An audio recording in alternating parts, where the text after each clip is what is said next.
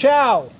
Geriatric Alpha Runt Productions doing chapter 5 of 5 with Michael ScottEarle, and we are going to be discussing small business ownership. All right, cool. And we both own small service businesses here in Austin. I'll briefly tell you about mine just for a second before I turn it over to Michael and ask him some questions that I'd be interested to find out about his businesses. I own a business called Austin Estate Gate, and we do driveway gate installations at residences for nice homes, and then as well as commercial for communities and small businesses.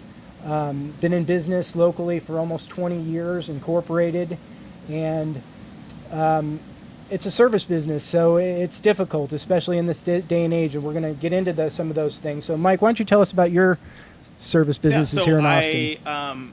I've always been a little intrigued by blue-collar work. My mother's side of the family is contractors, plumbers, that stuff. So I always remember them just being busy all the time.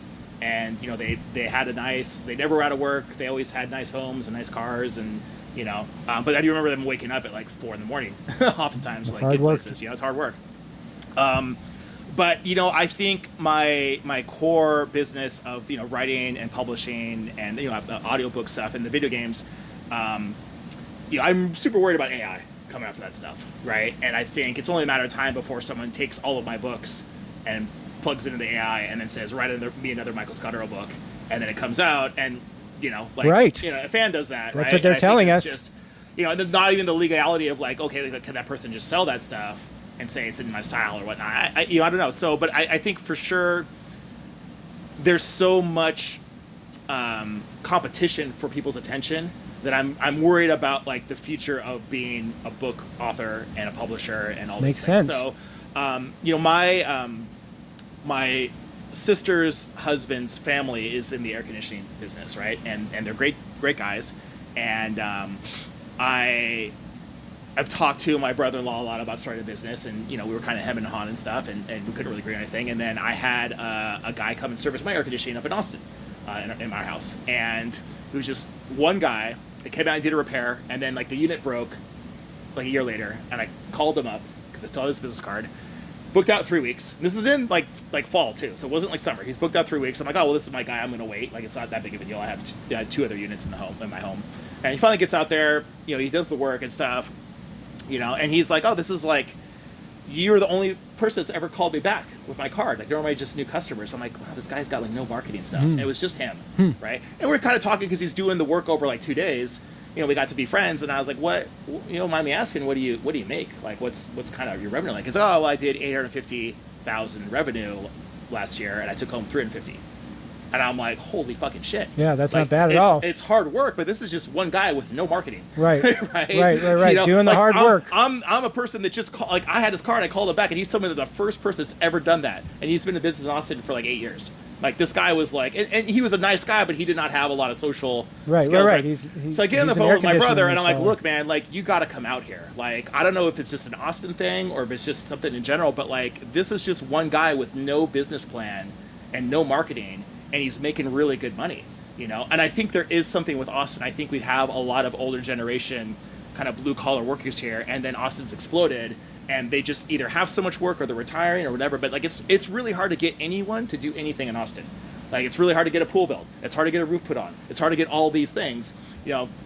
So, you know, started the HVAC. It's gotten more difficult over the last 2 years. Yeah. I've noticed a lot more my industry companies popping up. Yeah, in the well, last I think 2 years. what's coming COVID. in is private equity. Is coming in too to play, right? Like, private equity is buying stuff. Tell us the name of your AC company. Oh, it's AC Superheroes in Austin. Look them up. Yeah, we've got, you know, really cool van stuff. So we've done really well, right? I like the theme. Yeah, I think it's cool. Well, I thought it was cool because, like, when my brother and I were talking, he didn't have a very, like, a sales mentality about it. He was just, because he would tell me some of the problems he had working with his dad in California, and a lot of it's like the customer kind of like how do you quote the customer, and how, like, air conditioning is really expensive, and I just had to be like, man, like, if someone calls you in the summer, their air conditioner's not working, and you show up to fix it, you're like a superhero, because you will die. You will die in Texas if you don't have air conditioning, right? That's great. Right? Like, you're like a superhero great. showing up. Like, they don't really have a lot of room to negotiate price with you because ain't like that they the need the thing fixed, man. I mean, somebody comes out, you're not letting them leave. You Yeah, do unless the thing whatever is it fixed. takes. Right, totally. So I'm like, we gotta just if we call ourselves superheroes, we're gonna rise to that standard and do these good things, right? And we want to be the best HVAC guys. We want to be the best customer service, all this stuff, and it's been working really good, right? So then I also invested in I have a windows and doors company that I invested in with Greg, who's we do jiu-jitsu with. Tell us the name, please. It's Old Soul Windows and Doors. They did work for me. I highly recommend Yeah. them. They replaced all the windows in my house. Did a fantastic And that job. was another thing where I was having a beer at Greg's house after training, and he started talking about his friend's business. His friend passed away, and he had this business doing windows, and we're talking about it, and after Greg's friend passed away, Greg helped the widow kind of close all the business and do stuff. So he knew about the industry. He knew a bunch of stuff because he'd been working on it with it for a year. And I was like, why don't you start a new one? He's like, well, I don't really have the money to get started and stuff. And I'm like, well, I got the money. I've already done this with HVAC. And there's a lot of stuff too. We could cross refer each other. Greg's really good with that marketing. I've noticed. I really like seeing the stuff that he does on social media. I think, and there's something Greg can do with marketing. If it works, I could tell Luke, my brother-in-law, about it for HVAC, and then we've shared a lot of like best practices and stuff we figured out between each other. And we'll the three of us like Luke doesn't own any part of Old Soul, Greg doesn't own any part of a Superheroes, but like we'll get together, have dinner, and we'll just talk through shit. Yeah, right. Because we just all want to make more money. You're like sister companies. And then I bought a roofing company, but they're in Charlotte, so I oh wow, I didn't know that. Yeah, so we started. They were in Charlotte and Austin, but we actually ended up closing the Austin branch because we had a manager out here. We just had a problem with him, and he wasn't working that good. Well, perfect segue then is employee retention. So how many employees do you have, and what kind of are you having a lot of turnover? Because obviously the services industry, I mean, I got every ugly story from getting our trucks stolen and been to the pawn shop number of times, all the same stuff that everybody goes through. That much problem. It's hard getting a good person. I think that's the thing. Yes, that wants to stand in an attic with 150 degrees installing But AC. I think people are starting to realize the money is there. We start our lead tech, who's got 4 or 5 years experience. Mm-hmm. He makes 100. He made 150 last year. Right. And he's going to probably make 200 this year. Right. He makes. It's not inconceivable. Almost more than Luke does, right? Same thing with us and welders and stuff. Like a skilled trade. Yeah.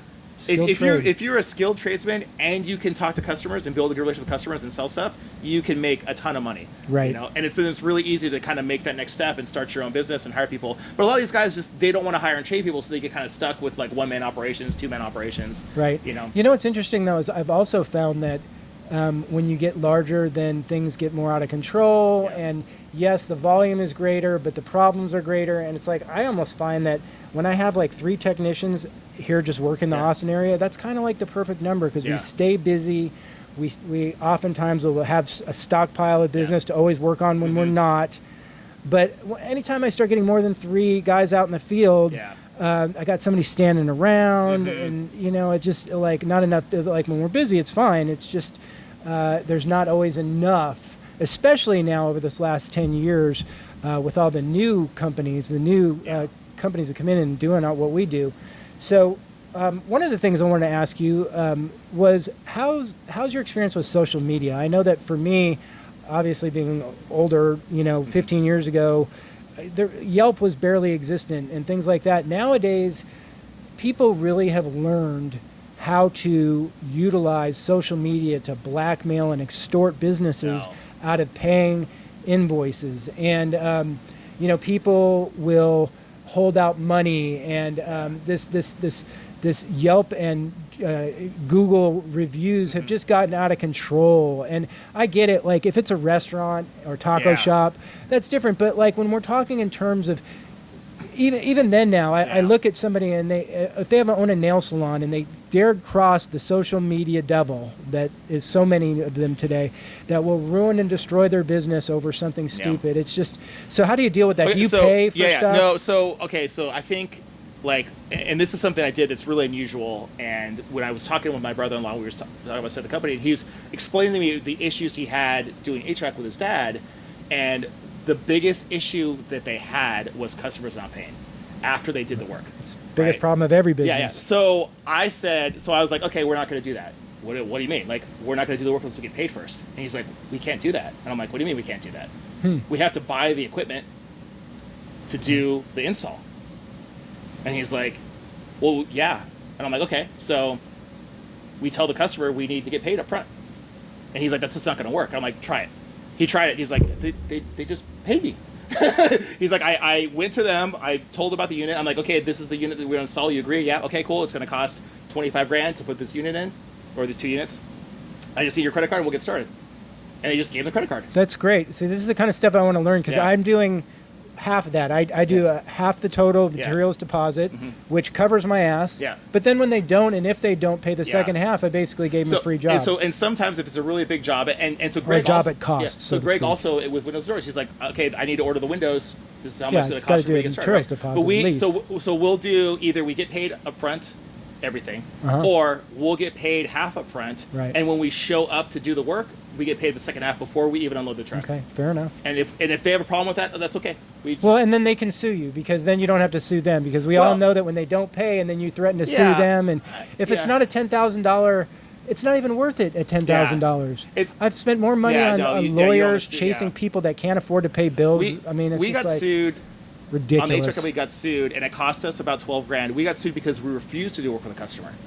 A customer booked us Yeah. to do the work, and he wouldn't pay us to buy the stuff, the initial unit. He wouldn't pay us, and we're just like, hey, like, what is it? And he would just start complaining about, like, oh, like, well, you guys have stars, like, well, we need that, and like, look, this obviously isn't working out. We aren't going to work with you anymore. And then he sued us because of his time wasted. What time wasted? Well, I had to spend time looking at your bid and talking to you and discussing this stuff. And I'm a contractor and I charge $100 an hour for consulting. So I've spent this many hours on this. So he's suing us. He's suing us for 20 grand. And so it was like, well, this is It's going to cost you 20 grand. yeah, in legal yeah, fees yeah. So it's funny because we talked to our lawyer and they're like, well, just see if you could settle and pay him. I'm like, no, man. Like, we went to bat. We're like, I'm not gonna. This is because it becomes a principle thing. The lawyers love us then, because Yeah, we're fighting on a principle. Yeah, so Money's with- not an issue. So with that strategy of getting paid up front, we do sometimes have customers that most of the time we just say customers like, hey, look, we got to buy the equipment, right? And they're like, okay, yeah, that makes sense. But a lot of times it's like, well, like, how am I know you're going to do the job? And it's like, well, you know the address of the business. You have our you could leave a review on Google. You can leave a review on Yelp. You can lambast us on that and stuff. Right. But like, we have a reputation. We have we have universal positive reviews, right? Right. But we just have to buy the equipment first, and we have to pay our guys that day. So you have to pay us before we do any work, and that's has saved us so much heartache. There's even a lot of other strategies we've kind of developed where it's like, if someone calls us like, hey, I have 8 air conditioning companies come out and give me a quote. Do you guys want to? Can you guys come out and give us a quote too? And we'll be like, no. Right. And they're like, well, no. And I'm like, no, I'm man. not going to be the lowest cost. No, like, I'm not. Like, you're obviously. not my goal. Yeah. Our goal is not that. Like, we do the best service. No, or like, if we know they have a quote, like, it's like, hey, well, email us your quote. Well, I'm not gonna email a quote. Like, well, you want to save money, right? Yeah, from Jose's Air Conditioning and Lawn Service. So send me your quote, and if we can beat it, we'll tell you we beat it. If you're gonna give us the business, and if you don't want to promise us the business, and we can say we can beat it, then it's not worth any of our time, right? Like, you're obviously price shopping. That's okay. And maybe we can't beat prices, maybe we can't. But there's a lot of times where Luke's like, I saw the quote, I'm like, we're probably gonna come at the same, and Universal problems in the service business. So let me ask you then, when you go out and you need just to replace a capacitor, and it's going to be a service call, do you guys charge a trip charge, a material charge, and then a labor charge, or how do you... No, we charge it by job, but we do have a trip fee, and we do too, which well, it's weird contested because a lot. But we didn't used to do that, and what happened was we were buying our first van, and we were downtown, right? And then like buying a truck is like an all day process, right? Like especially now we're better at it now, but like back then it was like we were there all day trying to buy this. Like again, it was during COVID, so it was like the last Dodge Ram in fucking Texas, right? Which is it was a shitty van too. It was like the last new one, super small. And my brother-in-law's a big dude. He's like 6'3", so it was like the only van we could find. But he was running out of his truck. Like, we got to buy a van, so we're there all day. And my brother-in-law's like, oh, I have an estimate. I've got to go up to Hudson Bend to like quote this guy on 3 units, and it was like gonna be like a 45-minute drive there and back. And so he left me at the dealership working on the paperwork stuff, and he drove out there and he drove back, and he's like, okay, gave the quote and all this other stuff, and we ended up not getting the job, right? And I was like, you wasted like 3 hours, right? You drove your truck with the trailer, you 3 out there and then back and spent your time, and you didn't get the work. Like, I was so mad, right? I'm like, no, man, we're just getting like looky-loos, right? Like, charge them the truck fee. Hey, it's $150 for us to come out and take a look at your troubleshooting stuff. fee. And if you go with us, we deduct that from your bill, They have to know? be willing to make that Yeah, financial and commitment. we got tons of calls. We're like, nope, I don't want to pay that. And that's fine because like I don't want to Right. deal with that customer. Some people, you're going to charge me $150 to tell me what's wrong with it? Well, yeah, to come out to your place and unearth your gate operator and play with high voltage electricity, Totally. we're going to charge you for that Yeah. service. Yeah, and because you're paying the employee at an hourly rate Of to go out course, there, of to course. do that, right? And a lot of times it just needs to be recalibrated and Yeah. reset, and that's like our minimum charge. Yeah. And I mean, again, it's like people, it's just you learn after you've been in business long enough that if people are difficult, you don't want to deal with them anyway. Yeah, and I think those customers are coming from a place of like, well, they're going to screw me, and if they're the customer thinking, oh, this business is going to screw me, they're looking to screw other business. Like I've never thought like, oh, someone's going to come to me and screw me on work. That's never been a place I'd go for. I'm Well- going to call a place. They're going to come. They're giving me a bid. If I like it or I don't, and I'll go with it. And I assume they're going to do good work because they're established business in the community. And I think that there's things that you can do to make people feel more at ease, like giving line item to estimates Yeah. and things like that. Because I see sometimes what my competitors do is they're like, install a new gate operator, $12,000, Yeah. and that's all they write. They write nothing of the parts Yeah. and the brands or any of the See, that's- stuff that that's- like they're going to be putting That's in. tough too to do line item stuff because then some customers will just micro fixate on each Oh, line absolutely. item and be like, okay, well, this part you're saying costs this much, but like Line item, but I can don't get on price Amazon. line item. I can get this on Amazon for this much, and it's like that. Oh. Or hey, you're charging this much for labor, but like, is it really going to take? I don't want to go long, right? but like, we got to talk about this. Can I buy the air conditioner and you guys put it in for me? Yeah, that's all No, the you time, can't all buy the the time. air conditioner and Yeah. then use my insurance, Yeah, totally. tools, There's trucks, there's no warranty employees, involved, right? workers' comp, health insurance, cell phones. Well, also, you can't even buy an air conditioner vehicle insurance. in Austin without a license. I mean, in Texas, right? So yeah, like, if they got an air conditioner, how did you even get that? You're not allowed to buy them without a license. So I mean, it's ridiculous. Yeah, like- Right. Absolutely ridiculous. So I think that one of the last questions I really wanted to pick your mind about in this genre, so to speak, is being your own boss. You're obviously able to manage yourself and be a self-motivated guy. Tell me about that. Inherent? Does it learn? Does it practice? Yeah, I think Everybody I wants always- to be their own boss. I always feel like I've been pretty lazy in my life, but like when I compare myself to others, I'm like, oh, that motherfucker's lazy. I'm not. I think doing any sort of sales job will kind of breed that out of you because you start to learn that it's just about the numbers game. Like, okay, I know if I talk to 100 people, I'm going to get a sale. So all I need to do is talk to 100 people, right? Like once you work out those like metrics, those numbers. And I think understanding that like there's talent involved, yes, but mostly it's just work ethic. Like the same thing with writing. Like I know I need to write 5,000 words a day. I know if I work for 30 minutes, I write 1,000 words. So I need to just set the timer and do 1,000 words, 1,000 words, 1,000 words, 1,000 words, 1,000 words, and I'm done, right? 2.5, 3 hours, right? You just got to do So that. setting small goals. Yeah, though. yeah, That's yeah, a great tool, but you- though, but that you know you people gotta- need to key in. You hear that? That's Yeah. a tool. You gotta setting just small goals. There's time. There's a time investment in the thing. I if do I that just also. detach my brain from whatever else is going on and then just do the thing for 30 minutes and then just do the thing. And it's still hard, right? Like I mean, there's always room to squeeze out more. It's like I play a lot of video games. I'm like, man, I should be doing all this other work instead of playing that, right? Oh, I slept in. Oh, I should do this. I should work out more. I should do this. There's all these little shit you can nickel and dime yourself from. But I think you just like got to be like, okay, these are like the core things I got to do every day. And as long as I do these things every day, And within the hours, right? I can imagine your TV's not on and stuff during the day. I mean, I work a lot less than I used to when I first started my business. As when you first start, there's Sure. and this is something I talked Takes to. 5 years. Yeah, I talked to my brother-in-law and I talked to Greg about it. I was like, they're in the thing where they're like working First 5 the years. 14-hour Oh, days, right? okay. Like Greg and I talk all the time. He's like, I'm just doing so much. I got this call, and that call, this, and there's all so much work. I'm like, dude, it's just gonna be like that, man. I went through so many Right. nights of falling asleep at my keyboard. Right? It gets You know, easier. do this stuff, and it gets. I mean, like once you get more established and stuff, like now I have like editors to help me. Like I write my own stuff, but I also work with other authors, right? And I got editors that help me do stuff, and help me come up with concept stuff. And then I have a really good guy that helps me with my audiobook company and the video game. I've got a good director that's really good, and so like he gives me updates. I don't have to be micromanaging stuff. And then with all my other businesses, there's someone operating that was working the thing, and I can just contribute when they need me. But you got to get to that point where you've got enough money and enough sustainability and enough people built like that. You just have to work your ass off because it's like you work really hard because you're really good at your thing, right? You got to work really hard at that, and then you got to train someone else to do the things you do, and Right. like you might have to go through 4 people And then Key. once you got them, then you got to train them how to train someone else, and that you could go through a bunch of people.